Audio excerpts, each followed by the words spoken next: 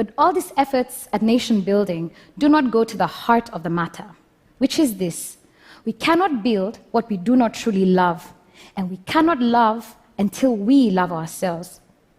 The thing we have to heal as Kenyans is our lack of self-love, our deep self-hate, and our existential identity crisis. Way. And this is the work of nation building that only the creative industry can do. This is what she said. Ladies and gentlemen, in the studio joining us this morning on the hot seat is Muthoni, drama queen. Good morning. Good morning. Hey, welcome. Thank you. And I've got to say that Muthoni has come with an entire, she's the queen. So Her Majesty has come with an entire crew that didn't believe that we have cameras in the studio and lights in the studio. So she came with her own cameras. Switch off your lights, please. Use our lights. So in that instance, we are the otherisms. Huh? We are the otherisms. Okay. You're trying to tell us, so the Spice FM studios, of course, have cameras. We live stream this show every morning. And MDQ has come with her crews because she'd like also to go and, what do you want to do with this footage? Yeah, so we're making a documentary. There's a small documentary we're doing about me and with another very seasoned journalist. So they wanted to follow me around. I told them I was coming to the Situation Room. They said they have to have that. So here we are. Good. Welcome. Thank you. MDQ and crew. So let's get straight into what you were talking about. Where was this TED Talk? Where did you give this talk? So I did TED Global at the beginning of the year in April. Yeah. And you have to decide what you want to talk about when you're on that platform. And I really just felt like that was a moment to put my thoughts on this Kenyan experiment, together. And I think it's a really valuable and useful place to start for people of my generation to understand what this Kenya needs to mean to us. And this is what you were talking about. So you talked about how you started out in your career in music. Yeah. Of course, people wanted, you wanted to go and produce, and your producers would tell you, nah, this kind of stuff is not what Kenyans want to hear. And this is what you're calling otherism. So because you were different, you were being treated as different. Yeah. That was my personal experience making music, and there being an idea that there's status quo, right? So if you're not making kapuka music when I started, then your music is not valuable or is not worthy or is not good enough for Kenyans to hear you. And I went into many rooms, many media rooms, where the radio controllers would say to me, Kenyans are not ready to hear a Kenyan who sounds like this. And I always wondered, where did Kenyans write this MOU? Who wrote this letter that says we only want to hear Kenyans who sound like this? And so when I sort of reflect on my own experience, I find that it's not unique to me, right? The state Kenya does otherism to everybody who is not status quo, right? So all the smaller communities in Kenya definitely know what it means to live through otherism, right? Et cetera, et cetera. Yeah. All the disabled people in Kenya know what it means to live through otherism. The system is not designed for anybody who is not status quo. Is that what you're calling then our self-hate? That because of that we don't love ourselves as Kenyans?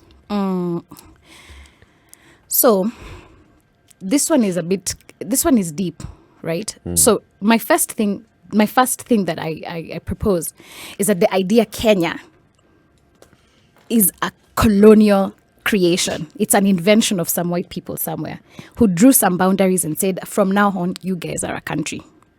And those boundaries, it didn't matter that, for example, communities were separated, that the Maasai was separated, that the Somali was separated, the Luo. It didn't matter. It was just like, now you guys are Kenya, right? And then the next thing that they had to do was, we have to replace you. For colonialism to work, you have to replace the people that you're going to colonize. So you say your names, Jerry, Muthoni, those are not good enough. Now you have to drop those names that and pick up the white people's ancestors who have nothing to do with you. You have to drop your language and use the white man's language, because this is the language that's going to make you worthy. And if you do this, we will reward you. We have to teach you to be afraid of the person who lives next to you, right? Because it's easier if you're not united, if you don't gang up. And then the colonialists left and they left those structures. And then we inherited them and we continue them. So there is no Kenyan, for example, in my generation. Did the colonialists actually leave? That's a good question. I don't think they did. I think they found ways to stay, and the ideas and the separation and the hatred that they sowed, because it's really important that the people do not see themselves as one. You know, your debate is real, and there are many people who would agree with you. I'm the oldest person in this room, so every time I talk, I have to refer to the century in which I have spent most of my life, which is the previous century. Okay. Ngugi wa Thiong'o and other people of his ilk, people who at that point in time belonged to the Department of Literature at the University of Nairobi, had exactly the same views as you. Now, I mentioned Ngugi because he went forth and actually wrote books about this, really delightful literature. And when you say the status quo hasn't changed, again, you are right. I would add a little anecdote to yours and say it has worsened. Because now the image of the oppression that we speak of is by our own people on our own people. Absolutely. Yes. And I believe that the generation you speak of, or the generation you say you belong to, is actually the right generation to actually speak about it forcibly, because a generation like mine were a bit confused. We had parents who had struggled with trying to fit into the white man's shoes. Mm-hmm. And then came us who are now struggling to emulate the white man in every way possible. Mm-hmm. And indeed, the otherism that you speak of was determined very much often by just the language and how you delivered it. Mm-hmm. If you're unfortunate enough to have a heavy influence of your mother tongue when you speak this borrowed language, woe betide you. Mm-hmm. I agree. Solution. Who should we kill? Now, if you're asking me seriously, I'm asking you not seriously. Okay. I just want to be sure. Wow. you have an answer to that as well? You were ready for that? Like I said, you know. All right, so let's start with the not serious one, and then you give us a serious answer. So I think that anybody and anything that has interacted with the political class from independence to now, all of it has got to go. All of it, across the divide. Scotch death policy. All of it. All of it. All of it is rotten. Including all of it has benefited. Conference Center. All of it. Okay. Everything, anything, and as at least all the human beings who have been in this system between independence and now. All the human beings. All the political class. Let her continue. This one is going to be interesting. The whole political class. She's beginning to sound like Jerry Rawlings, but carry on. Yes.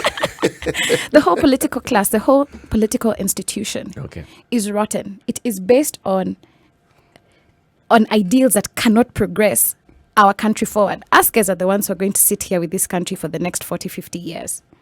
We are the ones who are going to dig ourselves out of this debt that we have now inherited, that has produced zero benefits for us. We are the ones who are going to have to figure out, or we are the ones who have now figured out in our life, actually it doesn't matter if you're a Luo or you're a Luya or you're a Kisi or you're a Kikuyu, you're just a person, right? There's nobody in my generation who wasn't told by their parents, at least all the girls I know, you can bring anybody here except... There's nobody. There's literally nobody in Kenya who has that experience.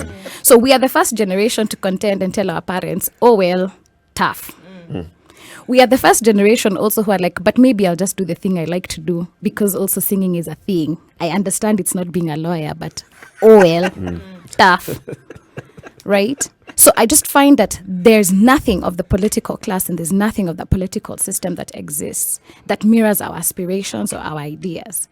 This thing is just like, who can get in, who's pal, who's crony, what can get done. So I think, in a non-serious way, if we were saying, who do we put in a bus and ship off to China?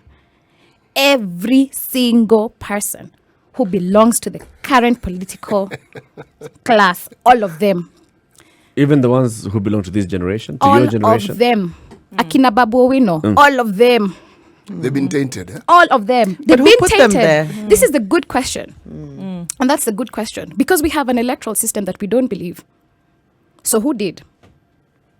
No. In terms of that, what's your theory? Are you saying that the system sucked them in? We did the politicians told us that the election was stolen amongst themselves. So somebody stole it. We didn't. We did our thing, right? Us guys went into dilapidated classrooms. And cast a piece of And then paper after we into- cast a piece of paper, some of them said it was stolen, it was not stolen, it was contested, it was not contested. So who chose them? Your answer is as good as mine. I think you'll find where I was leading to is maybe they're reflective of the society that we do live in. So maybe they were actually chosen by the people. Of course, people don't believe in the fairness. We have people who don't believe in the electoral process for one reason or another. But you mentioned Babu Awino. He was also very popular at university. So whatever it is you don't like about him, perhaps is what people recognize in him as part of themselves. So I feel he's a reflection of the society.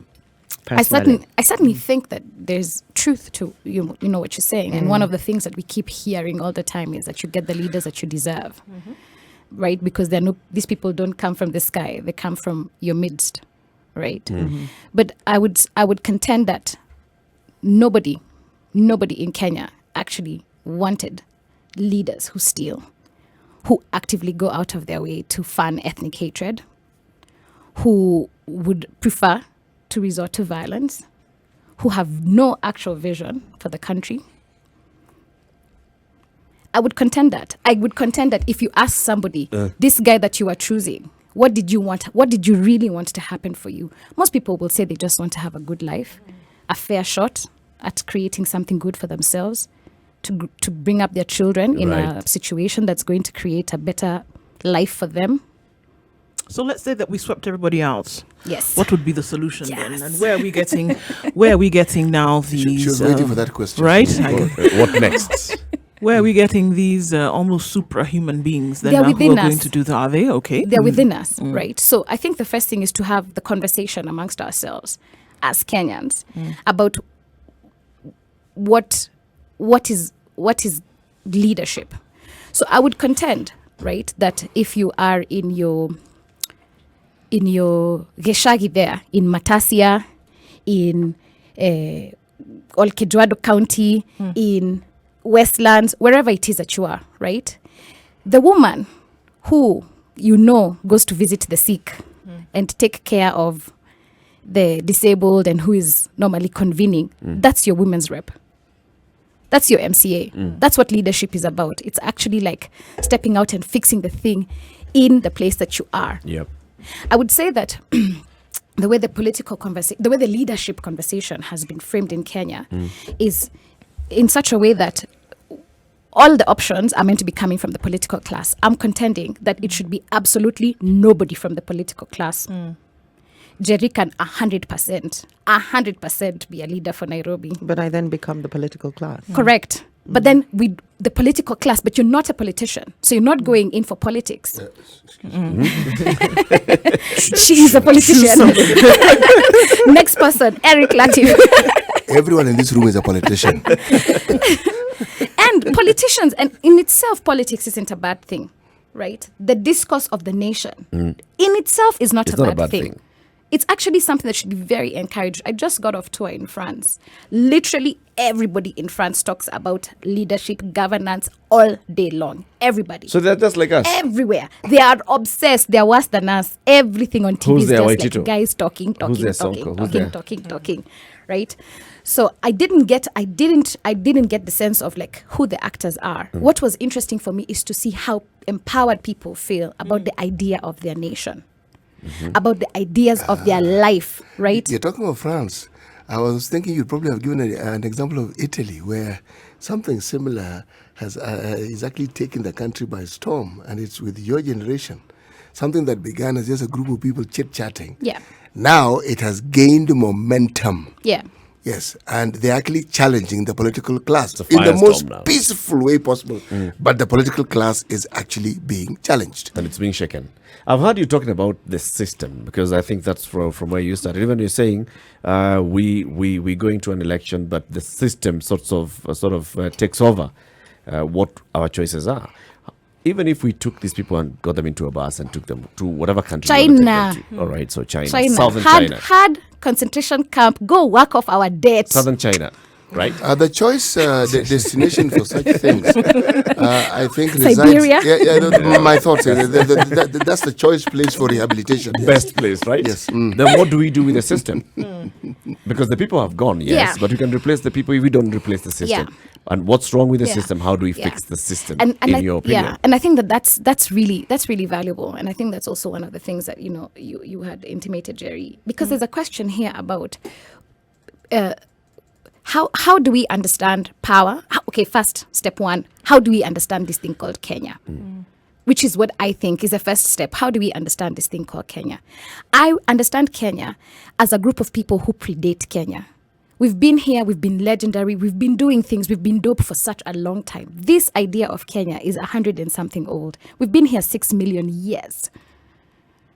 The Kenyans on the coast built dhows and have been trading with the Indian Peninsula from about 1400. We built that, we invented that. We've been here doing great things. Kikuyus and Maasais have a long-standing tradition of how they've interacted, for example. Right? And all this, like, even in wartime, the rights that were given to women, there was very elaborate ways in which communities have interacted. We've been great. The state is actually the one that has reduced the greatness of people. It's the state. The state has actually reduced the greatness of people because the state was designed to extract from the people. This thing was invented so that white people could get here, take your resources, extract things out of the ground, right? Take them to their countries to enrich themselves. Then it's like, cool, we're now going to hand over to a bunch of people who are going to continue with this idea of taking. But remember also, this bunch of people are not entirely unkind. They have given us a platform on which we can discuss them and tell them how bad we think of them or how low we think of them. The very concept of evolution, if you're talking about cultures and the social aspect of people's lives, unfortunately, it's never complete without interaction with other people and with other realities. Indeed. Yes. So, and I think that we've been doing that. yes. It is actually the state that came and imposed on us and said, you can't move here without a kipande. Kenyans had been trading with each other. True. Kenyans had been designing, Kenyans had been intermarrying, Kenyans had been working. Before they were called Kenyans, they already existed. So my first step is, if we're going to talk about this system, we have to go to ground zero. Already, the people who fought for independence were at ground zero. That's what they were fighting against. No, Eric, they weren't at ground zero. The people who were fighting for independence were saying, Mbeberu atoke. But they didn't understand that ata Mbeberu akitoka and the system that allows, right, the Babeberu will just be replaced by Kenyan Wabeberus. So for me, I'm like, in the first place, right, we get to a point of consensus that we are greater than this thing called Kenya. And so if we are going to continue to be in this thing called Kenya, it has to work for the people who are then called Kenya. The idea of Kenya as a nation, the idea of Kenya as a state, as a people, is one that has also been captured. Actually, this conversation has been captured in the BBI report. Remember, the BBI report actually pointed this out. We have a country that has certain boundaries, but do we feel like we're all one as Kenya? And that's what part of the conversation that Muthoni, the drama queen, is raising this morning. Otherism, and talking about the system itself. So we've gone back to the system at independence, where the colonial system stayed in place and new people came and just took over that system. And you feel that for us to sort ourselves out, we've got to burn everything to the ground and build once again from down up, right? Yeah. How do we rebuild the system if you were to bring it down? Okay. So first I want to make very clearly, I'm not here for banning of things. There's a lot of talk now on Twitter about how we should have revolutions. I'm just like, my guy, women and children are the casualties of revolutions. I have no interest in going to fight a state that maintains its complete monopoly of violence, legally so. I don't want any Kenyan to stand in front of another Kenyan and have to be in a situation where you could be shot or killed. Enough people have already died for Kenya. Enough dying. So that's one of the fundamental positions of my generation. Enough dying. So this thing is going to have to be peaceful. So that means we're going to have some consensus. Right. We have to ask ourselves, how do you design something that produces the greatness of the people? If this thing is not about the greatness of the people, you have failed. If the thinking isn't about how do people have the best version of life possible, it has failed. The next group of leadership, if we are not aggressively thinking about, right, we are now putting a timer. We have 40 years to get ourselves out of this crap debt that we are in. So these are the actual plans that we are going to make. Then it's not going forward, right? If we have a system that isn't asking, how do you make access and human dignity the fundamental of leadership, of governance, then we're not going forward. Well, why not the people themselves? So you're saying that the people have got to lead. What's the role of actually identifying the people and bringing the people in here? Because you're saying this system has led us to a situation where you feel as a country, as a nation, we have a lot of self-hate. We cannot heal ourselves if you don't heal our deep self-hate. We've got an existential identity crisis. It's about the people. It's not necessarily the system or the government. So, Eric, to start with, you can't love yourself until you know who you are, right? I had real problems being a Kikuyu until I did some reading. There's a wonderful anthropology on the Kikuyu people before 1890. For me to understand that the Kikuyu people were great and interesting and dope, and that they were interacting and that there was... What is dope? Dope is fly. What is fly? Right? Until I saw the images of what it looked like to be a Kikuyu woman in the 1850s. I was like, how come this stuff looks like this Maasai stuff? And like really reading. Okay, so this was the treatment of women during war, for example, with Maasais. Okay, these were the treaties that were done. Until I understood what it meant to be a Kikuyu. I had real problems being a Kikuyu.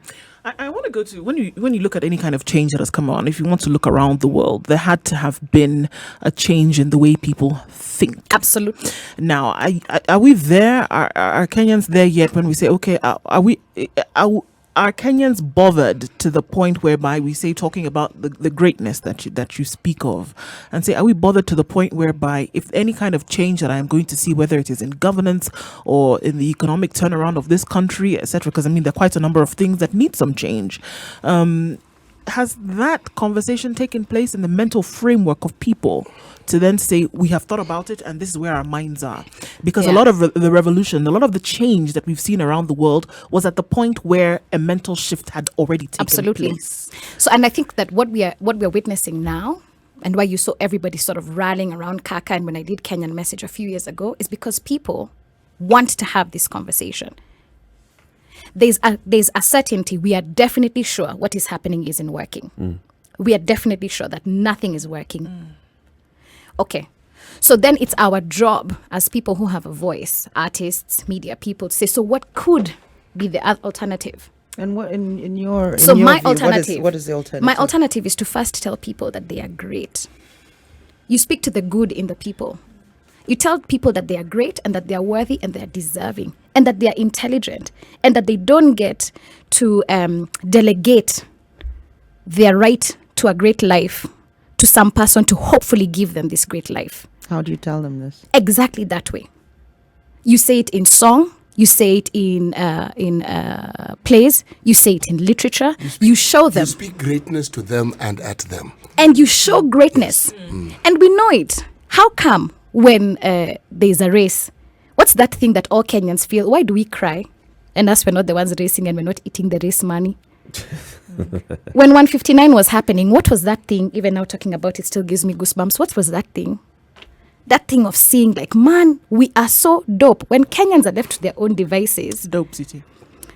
They are Fly. dope. They're dope and fly. When Kenyans are left to their own devices, they're highly innovative. Yep. They're highly creative. They're highly, highly compassionate.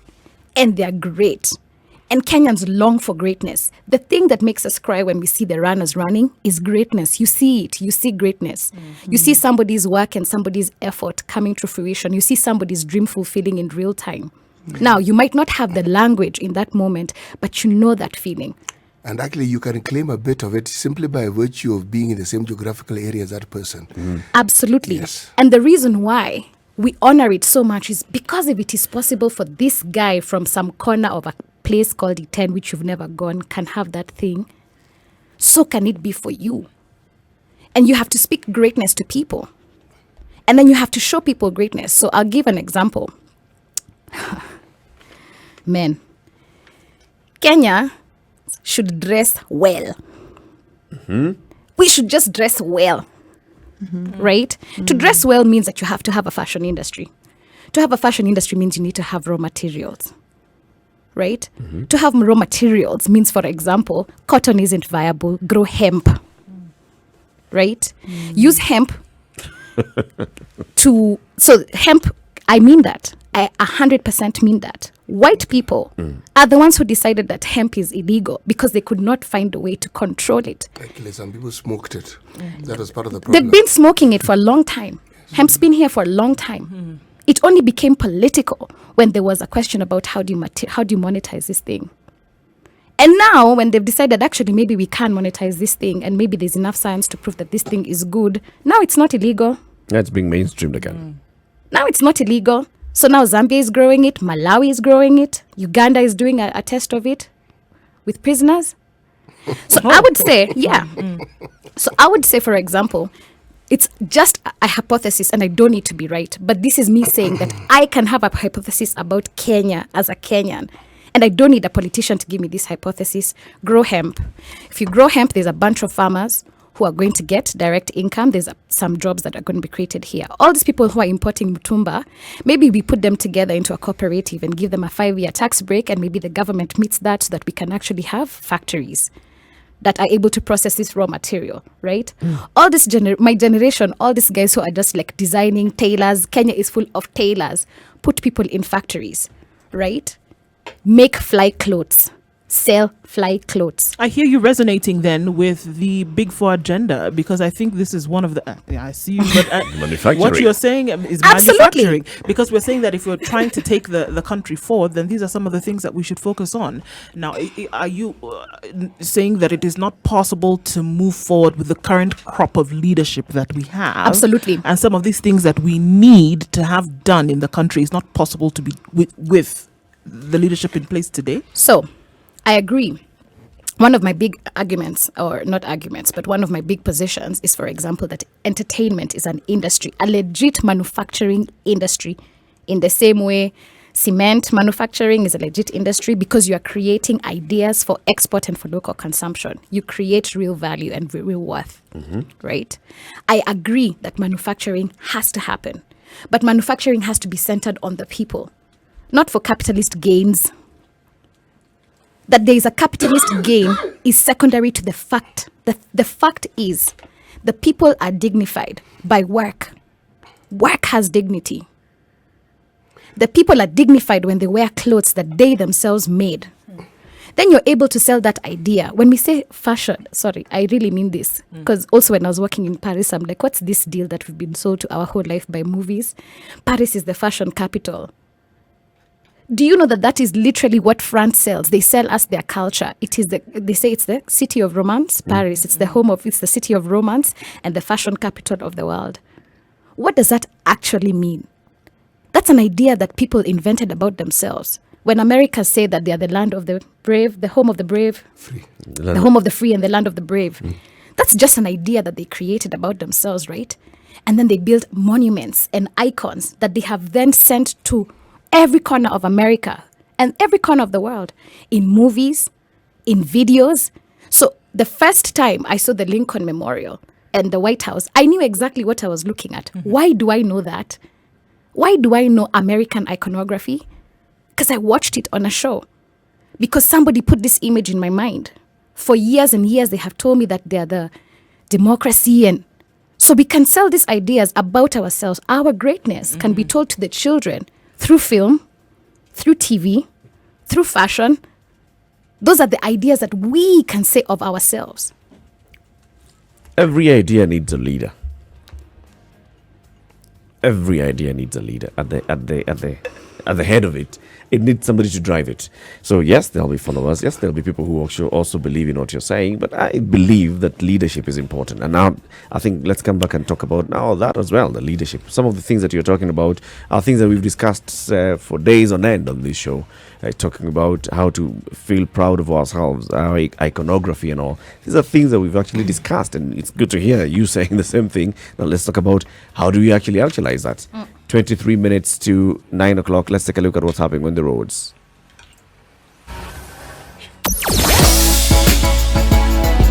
Sugar and spice and everything nice. Spice FM. Spice up your life.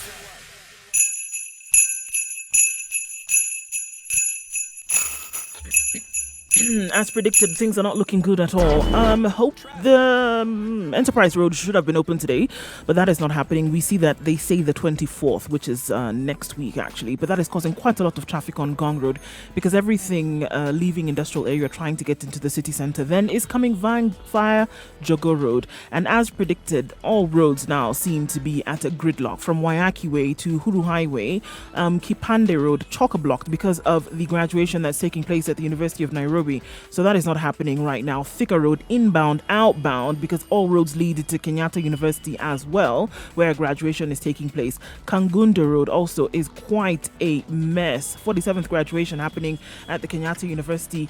The traffic jam on Thika Road today is epic, is what we are being told, and this is going to probably carry on through the day, and we'll see remnants of such well into the morning. So if you're stuck there, that's what's going on. You need to take it easy. If you haven't left, probably not a good idea to do so. See if you can work remotely today. 0719-012-600 is a number to call. If you see an alternative that we can spread the word about, do let us know and we'll do just that.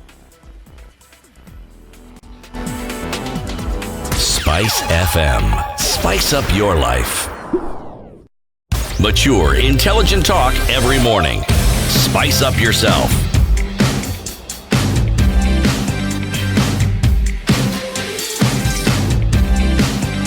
Mornings done right. 94.4 Spice FM, Nairobi. Only the drama queen is in the studio with us on the hot seat this morning.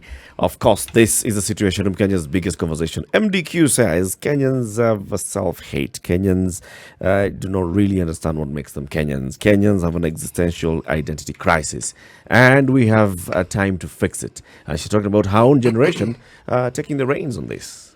You know, there are those who argue, Eric, that with every generation, what is conceived to be a new idea is actually an idea that's new to that generation, but the idea in and of itself is actually not new. Because what we're discussing was discussed in the previous generation at independence, and the terminology was neocolonialism. And the debates raged on this particular subject. More interestingly, books were written. Yep. Two people stand out. One was speaking against neocolonialism in the Francophone countries, another one in the Anglophone countries. You'll help me with this last. The name is spelled Jean, so I'm likely to pronounce it Jean, and I suspect it isn't pronounced that way. Jean, no. Thank you. Paul is just Paul, isn't it? Yes. Then the other name is written Sartre. S-A-R? Sartre, with a Sartre. S-A-T-R. Yeah, okay, that fellow. Jean-Paul. Sartre. Yes. He waxed very eloquently on this particular subject. And he was referring specifically to the mental enslavement of people because of what the drama queen refers to as colonialism. Colonialism. Yes, because if someone imbues on you this attitude of liking other things other than your own, they're actually imbuing in you a hatred for your own. The things work hand in hand. Now, there's a gentleman we all know, 1965, Kwame Nkrumah, the late Kwame Nkrumah. Now, he spoke about this and wrote about it extensively. He even took it further. He and other leaders, like-minded leaders like himself, Jomo Kenyatta, but Mbio Koinange was actually at the heart of this. They began Pan-Africanism. Right. Now, remember, a new generation came along, spearheaded by the late Libyan leader, and they were angling for the same thing. Now, the Pan-African debate has been on stage for the longest time possible. True. It's what made it possible for the Organization of African Union to actually exist. Yep. But I'm saying this because I like this idea, because this generation isn't sitting back and sleeping and saying, yes, okay. They're saying, fine, the problems may have been spoken of, but they still exist. Right. How far do you think people need to go, Muthoni? I'm looking around the world. If you just want to look at the Arab Spring, for example, it's young people who are sitting in Tahrir Square. It's young people that were in other countries. So I mean to say that, look, they said, and because of certain things that happened, if we look at Chile, for example, the protests that have been going on for the last 6 months. If you want to look at Hong Kong, it is young people that took stage in the airports. It is something that needed to break after the mental shift took its position. And then something physical needed to have been manifested to say, now we've thought about it, now we are doing something about it. We often talk about the fact that we talk a lot. We talk at things, we talk to things, we talk and hope that this talking will do some kind of miraculous intervention. But without something actually being done, then it is useless at best. Now, what needs to be done for us to cross over from, we know that, it's been agitated over time. Just like CT has said, we saw Pan-Africanism take place. We saw Gaddafi come in and he said we needed to have formed the OAU. We've seen other leaders come in and say, okay, then we formed the OAU, and then now we have a lame duck sitting like the African Union, for example. So what actually needs to be done to say, okay, this is it? Do we need people sitting in the streets? Do we need people agitating? Yeah. So, Man, I really appreciate your question and the perspective that you've both brought to the conversation. And to answer you very simply, what needs to be done? Step one, radical truth-telling. Our generation is going to have to say some radical truths about Kenya. All the things that happened to our parents' generation that have never been addressed. The Wagala massacre has never been addressed. There has never been a public apology. The state brutalized its people. Every election in Kenya has resulted in the death of Kenyans since 1992. Radical truth-telling. Who did that? Who stole which land? Why are people being thrown out of Mau? How did people even end up being in Mau? Who created a T-zone? Who continues to benefit? There is no getting around it. And this is the thing about Kenyans. We know, but we try to hope that maybe you can get around things without just being honest. Radical truth-telling. We owe ourselves very many apologies. We owe ourselves very many sorries. Radical truth-telling. So I think that one of the things that our generation keeps being accused of is being Twitter activists. I'm like, there's nothing more important right now than to have a conversation. The conversation will heal the nation. We don't get to act like the things that happened didn't happen. Number two, radical truth-telling about leadership in this country. For since the beginning of this country, leadership has been political. The thing that we have seen from 1960 whatever is politicians will always act in their own interest. One of my favorite heroes of Kenya, Tom Mboya. By the time Tom Mboya was dying, he was 32. All those things that Tom Mboya did in his whole life were in his 20s. But even my favorite Kenyan hero, when it came down to it, to settle a score with Jaramogi, him and Sir Charles Njonjo changed the constitution to reduce the role of the vice presidency. The thing that we have understood from politicians is politicians will always act in the interest of politicians. So how much of this talk do you want us to have? And then how do we actualize the talk? Because yes, talking is happening. You've seen about it. You tweet about it. We talk about it on air. Yeah. How do we actualize that moving forward? So now, and this has been the fun thing for me to watch in the creatives. So, for example, these things about Tom Mboya, I didn't know. I didn't know because nobody taught me who Tom Mboya was. The history glossed over him. I went for a play, Too Early for Birds, a Tom Mboya edition. And for 3 hours, I understood what it meant to have been Tom Mboya. I understood what it meant to make a workers' union. I understood his whole life. I understood the flaws of the man. I was like, got it. This should be compulsory watching. For all Kenyans, those should be the set books. So we retell our history. We have to tell it, but radical truth-telling. We don't get to tell the parts that we like and the parts that we don't like. Because when you tell the truth, all Kenyans are going to agree overwhelmingly. The cancer of this country has been the idea that some people think that they can continue to apportion to themselves, to manipulate, to divide, to conquer. Number 3, the leadership is us. That guy that you think knows so much actually doesn't know so much. Because me, I have an idea. Jerry has an idea. Eric has an idea. So everybody should start discussing. I don't need to be right about hemp, but I am absolutely right about a fashion industry. So now everybody needs to have a discussion like that.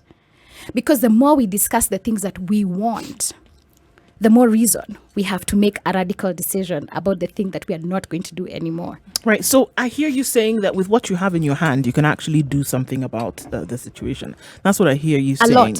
What are you doing with the platform that you have in terms of now seeing how some of these changes can be made? So, for example, I have been very vocal on my platforms. Since before the last election, I made music, I made art pieces saying exactly this. When I went onto a certain TV show, we had a really interesting and thoughtful conversation with a journalist where I kept saying all of the system has to go. Don't vote for the lesser evil. Don't vote for evil. Just don't vote for evil. Evil has, if you're voting for evil, it's going to come and backfire against you. Don't vote at all because it's So in the then, system. yeah. But And- by not voting, you actually are voting. Exactly, because we're playing their game. What people then said, what I noticed in the comment section of that conversation, and it's still there on YouTube, is people understood my guy is cool. The other guy is very bad. We agree with you to the extent that it's the other guy, otherism. So I'm saying all of ism, all of them, there is no good guy. If you have been involved in the political system in Kenya between independence and now, all of it out. I use my platform to tell people that. I use my platform to tell people greatness. I use my platform to show people greatness. There are those that will lump you with the others as well. There are those that will look at you and see, well, you've joined the political class, you're having a political discussion, you're part of them. So we talk about all of ism. I think we need to reduce and say those that have done this and the other. Actually, Because what we're there are people who have discussing come now- in here and they meant to do what you're talking about. They meant to change things. They actually want to change things. But when you say get everybody out, even everybody who's in These the are murky conversation. waters because what we're discussing now is not colonialism, we're discussing imperialism. You see, when you force your sovereignty on another person, that is now imperialism. Now, we in Africa talk about it as though the Europeans began by coming. They didn't. They practiced on their own first. For instance, if you look at Great Britain, one of the first countries to be colonized by the English was Ireland. If you look at Italy, if you look at Germany, you hear of great names of people like Garibaldi, Bismarck, and they're known for unifying. What do you think they were doing? They were imposing, that's what they were doing. They were imposing the rule of one particular part of that particular, what became then the country, Yes. into one unit, and it dominated. They simply exported this view. Now, if you look at the debate we have in this country, Kenya, at the moment, and the debate with the political class, the general debate is that the political class have imposed this imperialism on the citizenry who have elected them. Yeah. Okay, now we're calling it a form of colonialism, and we could.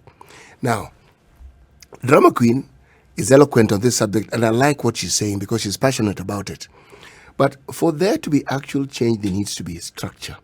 There needs to be a clear path, not just spoken of, written down, with clear responses, because for everything you want to change, there'll be a structure that makes it exist. Yeah. Now, what will be your structure for de-imperializing or decolonizing this entire system that we see?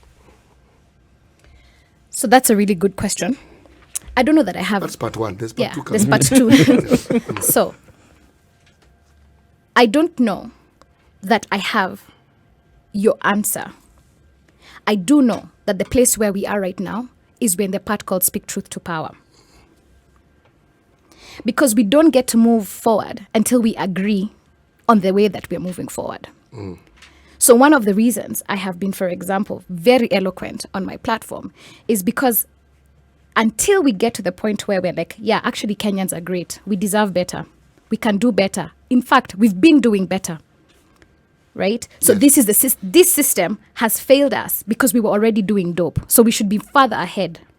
And in that, With hemp. I'm actually in agreement with For you. example. Yes, for example, hemp. But what I'm saying is that, remember the generational statement I made about the truth and the newness of an idea for generation is new to that generation. Even in the generation that isn't your own, you'd be amazed at how many people who think exactly the way you think.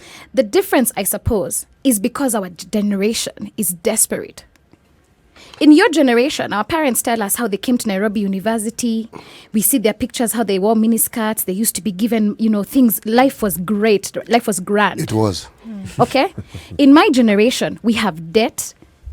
We have graduates on the street with placards. You have, in this election for the first time, 52% Kenyans are going to be under 18 and less from 2022. Right? Yes. So things are desperate. When people are desperate times call for desperate measures. It is usually prudent if they are tampered with some realism. Right. And that realism is what we are trying to, I'm trying to present here, or we are trying to present here, because the sentiments will find resonance. There's no question about it. There's need for change. And there are people who have been speaking about it for the longest time. That's why we have a very, very vibrant and active group of people who are referred to in this country as activists. You may not believe this, but you fall into that category now. You've become an activist. I guess. Yes. Okay. And alongside this, there have been NGOs who support it. And then there's the media that is referred to as the fourth estate. So it isn't that the views are not supported. For the longest time, the problem has been, how exactly do you go about this change that you are speaking of? Because you correctly put it, this cancer, it has taken root. It's part and parcel of our system. Way of life. It is. So the cure cannot be a pill. It does require surgery, but it has to be a surgery that can actually heal. And this is why I'm suggesting, and I completely agree with everything that you're saying, but I'm suggesting that the corrective mechanism, the first corrective mechanism, is you just have to speak the truth, the whole truth, and nothing but the truth. Because this is the thing that has not happened so far. We speak the things that are convenient to speak about. When we speak too much truth, we are brutalized. That I actually So would there's agree. and There's the issue other of thing is, how to also say the truth. Yes, how to speak it. How to speak it. There's a manner in which if you speak it, the backlash will be profound. And it doesn't matter whatever generation you belong to. Yes. Even your own generation, Yes. there's some truth you don't want to be told in a certain way. yeah. I mean, the language of communication is as crucial as the information content that you want to contained put in Which it. is why there was such uproar, because Kaka had the audacity to say wajinga how, wajinga nyinyi, right? Because in our generation we're like radical truth telling. It's highly uncomfortable to say to somebody wajinga nyinyi. But by the way, you may It's find highly uncomfortable. You may find this strange, but if you grew up in Mombasa as I did, you will find that is normal conversations. Normal. Normal. Somebody calling somebody mshenzi, mjinga, normal. Pumbafu. It's not Used even that for 10 considered years. an insult. Indeed. But Yes. I didn't grow up in Mombasa. I grew up in Nairobi. I grew up in a ghetto in Nairobi, And then we mjinga was an moved to insult. then we moved to somewhere in Matasia. I came back to Nairobi for uni. So that in very many households, it's like, why could he not just say? That's one of the sentiments I've seen a lot from That an is- older generation. Why that could is he just say Kenyans this pretending thing? to be proper for you. Yeah. And again, that's a nuance that you must understand is Kenyan. Yeah. All right? Yeah. And that is the nuance that you must understand that also determines our church attendance. That is the nuance that you must also understand determines how we believe we should behave in public. So I think, to be quite honest, this idea about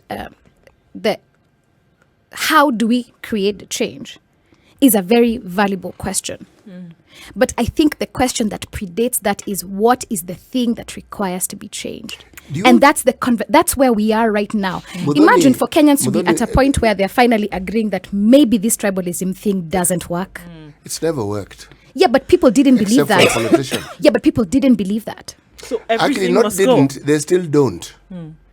They still don't. You see, the issue of tribalism isn't an isolated issue. It's part and parcel of the way we who think we are. of who we are. It is. So, and oddly enough, the full manifestation of it is only after every 5 years. When we have an election is when suddenly we are really, really tribal and we are really, really, really cocooned. In everyday life, if you ask me in my generation, We're good. not only good, we refer to each other by their communities, and it isn't derogatory even. Yeah. It's just Jatieno. conversational. It's when the element of trying to be proper came in that the issue of tribalism actually blew Of up. course. Because now you wondered, but hey, This is how we've always done it. yes, Right. And that's what actually King Kaka is also reflecting in his song. He says, during election time is when I realized, so and so is actually belongs to this tribe.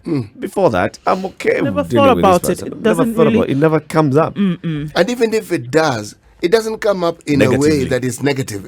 Not really. You see, I mean, unless, you're being told, unaweza leta mtu accept.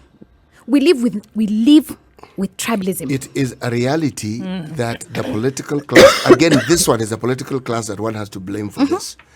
Because they want to ensure that they retain the positions that they have. And remember, our political class and our economic class, industrial class, they're really not that different. They actually belong to more or less the same club.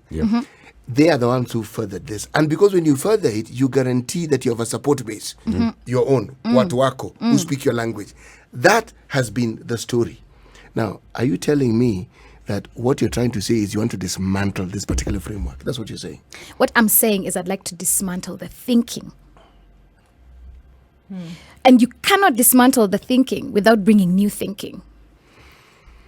And this is like fundamentally the thing, right? What Kaka wanted us to do in having this song is to have the moment of reflection, to think differently. Right. So this is the work for me of the artist, is to create not to create a new way, to present a new way of thinking. And I say new in quotes because you're right. Is this really new thinking? I don't think it's really new thinking. Well, Just I think new communication it's- of the same thinking. It's the same thinking, but I think also then requires a different way Absolutely. in which things then need to get A new done. approach. A new approach to this, yes, absolutely. So I think, for example, right, instead of spending all our entertainment time on TV watching movies from West. Philippines and India and etc., we should be watching our own films. We should be watching our own stories. We should build our own icons.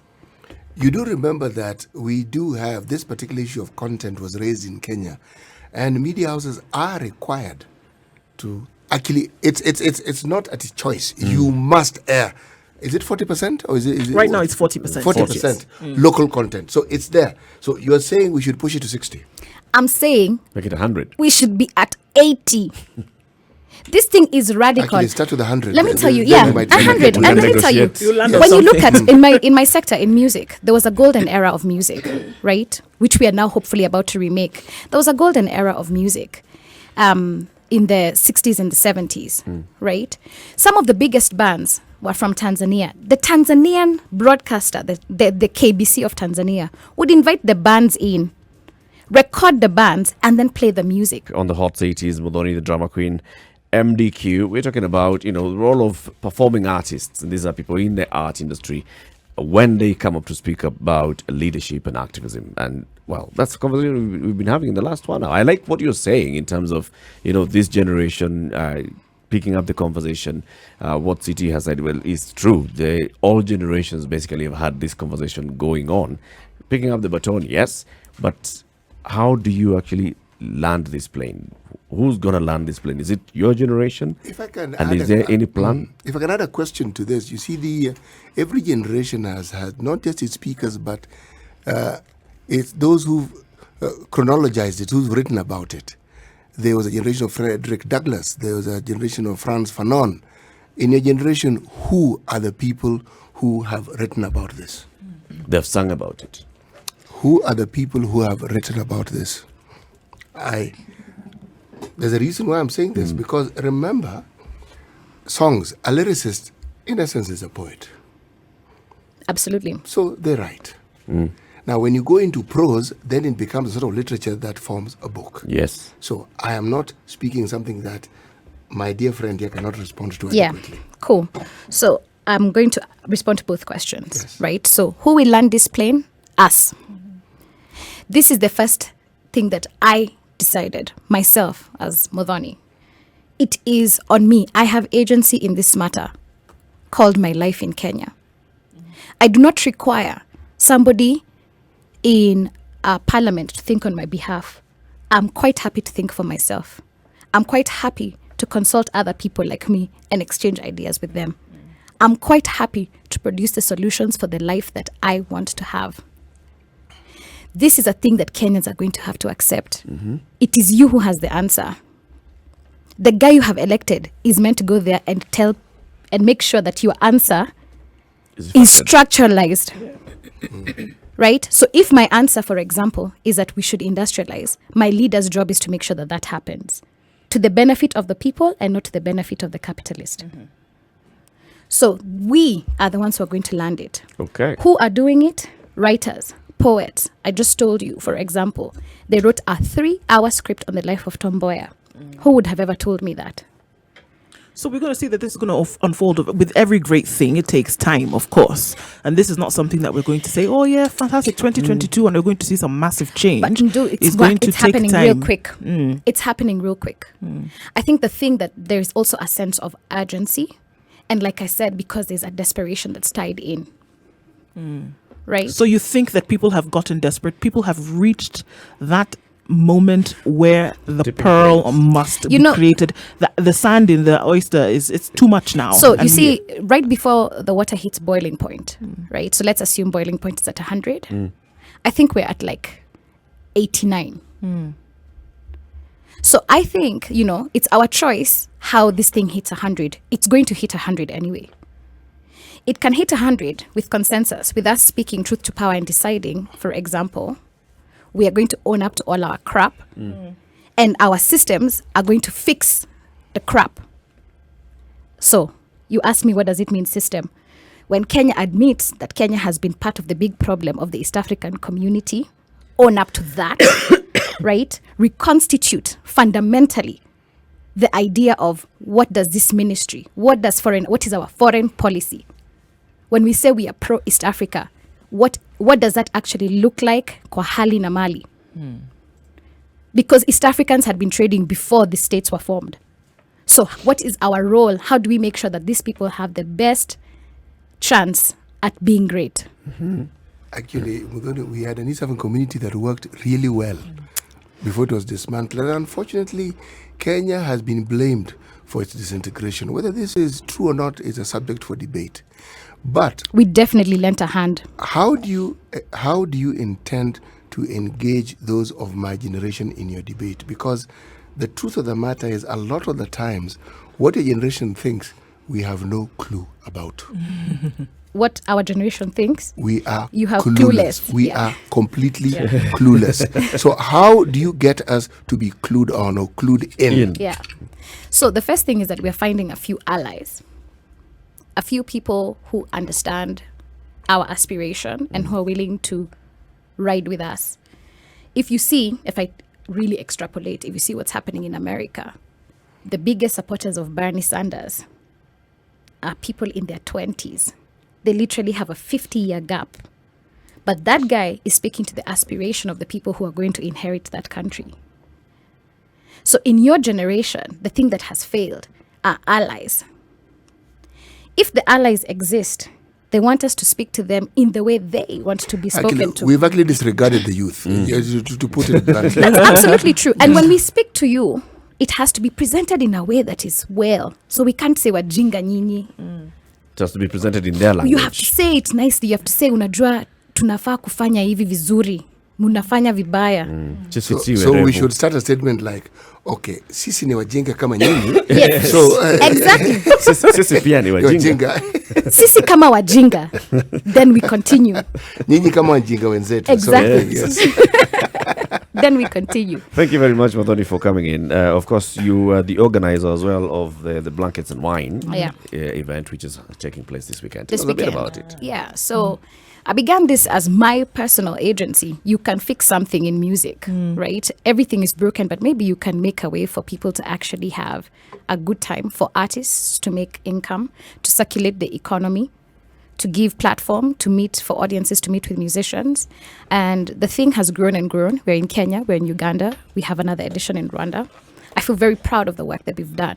And I think because of this work, I feel extremely empowered that, in fact, with very little knowledge and very much willingness, you can fix something. Right. Absolutely. So I encourage you to come through. It's going to be a very good time. We have the edition this coming Sunday at Ngong Race Course. We have very many great Kenyan performers. I'm very proud to see people like Fena, who've been here in the industry for 10 years, an independent artist. The work of Sauti Sol's hand, now they have given birth to a new generation called Soul Generation. They'll be on stage as well. I run a music incubator for 8 weeks. I'm going to have 3 of those artists from my music incubator on that stage. We also have an artist from Jamaica called Coffee, who's only 19 years old and running the world right now with her music. I feel very, very privileged to watch my generation and the younger millennials taking over. So come through. Nice. So to make sure that you don't get the bill, make sure that you plug in your sponsor as well. Absolutely. So I want to thank very much Standard Group Yes. Good. for everything that they have done to help us promote the event and to ensure the success. Asante sana. Thank you very much for coming, and we encourage you to continue with that conversation and the activism. Of course, Society is asking who are the writers, and you've said you are among the writers. Continue writing, continue putting out all your information, and engaging with all generations as well, and ensure that this time round, there's an end to this conversation. That doesn't go on into the next generation as well. It's 10 minutes past 9 o'clock. This is The Situation Room. It's Kenya's biggest conversation, broadcasting from Nairobi to Mombasa to Kisumu, Nakuru, Eldoret, Nyeri, Malindi, also live streaming on www.spicefm.co.ke and on our YouTube channel, Spice FM KE, and Facebook, Spice FM KE.